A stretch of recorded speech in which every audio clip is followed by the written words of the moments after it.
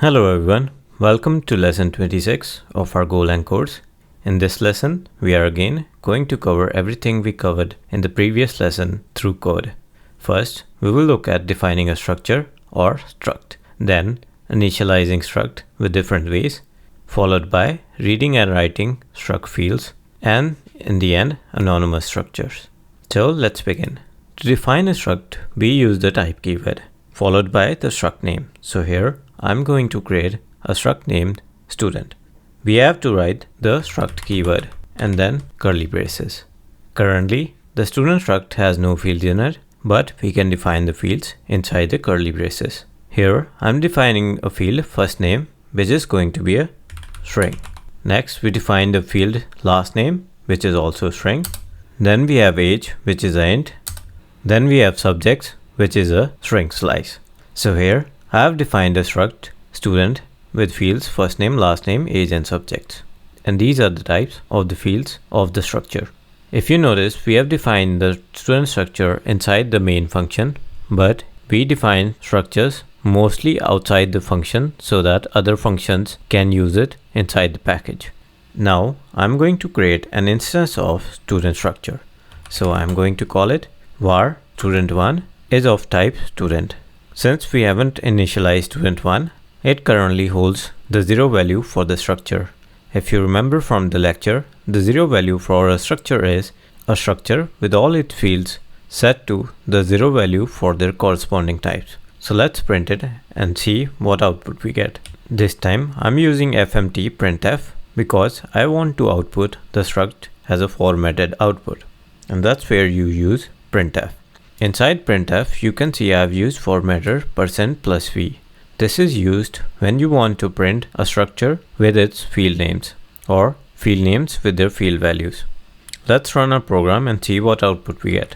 Since student1 hasn't been initialized, student1 has 0 value for struct student, which is all its fields are set to 0 value for their corresponding types. That is, first name has an empty string, last name has an empty string, age is 0 because we have a type int, and then subject is an empty slice of string.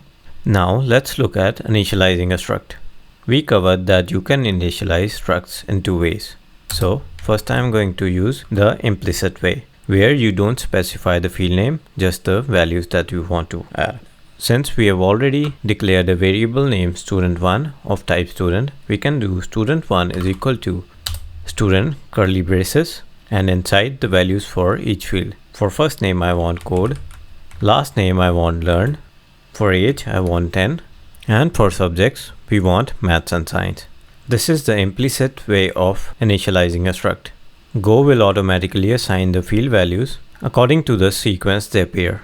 So for first name we will get code, last name learn, age 10, and then subjects or maths and science. Please remember, if I remove the subjects, implicit type won't work, because for implicit initialization to work, you have to specify values for all the fields. So I'm just going to add back subjects here. I'm just going to move down the print statement here.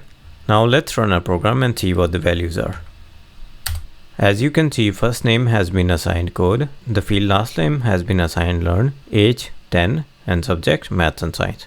I just noticed that we wrote the name of student1 wrong. In VS Code, you can do right click or F2 and then rename symbol student1, and that will update all the values for this particular variable name to the correct value.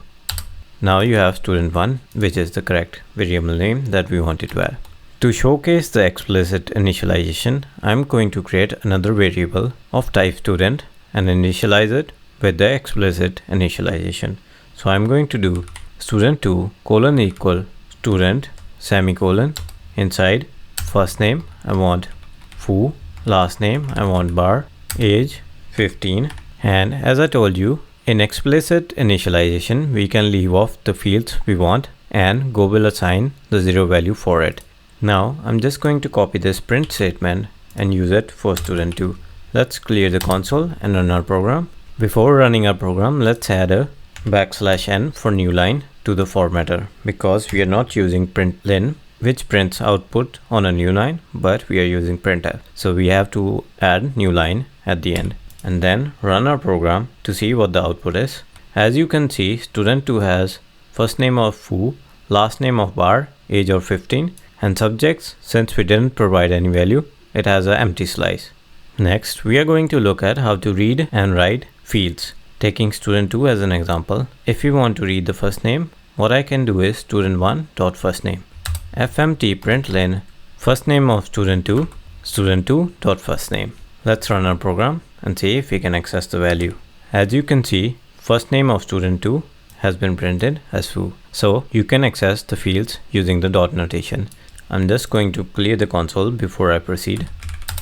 Using the dot notation, you can also update the field values. So in here, we didn't add subjects, but now I can do that using the dot notation. Since subjects is already a empty slice, we need to use the append function. So I can do student2 dot subjects is equal to append student2 dot subjects value arts. Now if I move the statement here and run a program, we should see the student2 field subject has been updated to have a slice of string which has arts as a value. As you can see, it has been updated correctly. Next, let us look at anonymous slice. I'm going to create an anonymous slice for Guardian or a Guardian custom data field. So this is how you define a anonymous struct. Guardian equal struct followed by 2 curly braces. The first curly braces will be used to define the fields of this anonymous structure. So I can do first name string, last name string. This here forms the structure of the anonymous struct we defined. And inside here, the second curly braces are used to actually provide the values for the field. So I can do first name Alex, last name Theo. This is basically how you define anonymous struct. Anonymous structs are mostly used in testing for Go, which we haven't covered. But once we cover testing of functions or unit tests for functions, we will see how anonymous structs are used. We can print the anonymous struct we just created with the same print statement. So here I'm going to replace student2 with Guardian, clear the console, run our program, and you can see anonymous struct Guardian has been printed with first name Alex and last name Theo.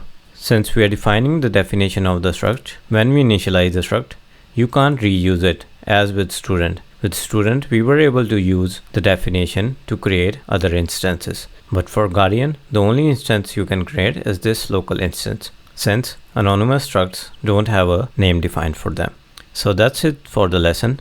To summarize it, first we looked at how to define a struct in Go. Then we looked at empty struct or zero values for structs, followed by initializing structs using the implicit initialization, followed by the explicit, then assessing struct fields using the dot notation, followed by the anonymous struct. You can practice this on your own, try to create structs and try to model any data types you use. For example, you can try to model a person, an animal, a car maybe, things like that, and then you can try to play with them. At this moment, we are just covering data types, including the composite data types. As you can see, slowly we will start building Go projects that involve all that we have learned. I hope you enjoyed this lesson. If you have any questions, please feel free to post a comment under the video or reach out to the Discord server. I will provide the link in the video description. Thanks for watching. Happy coding.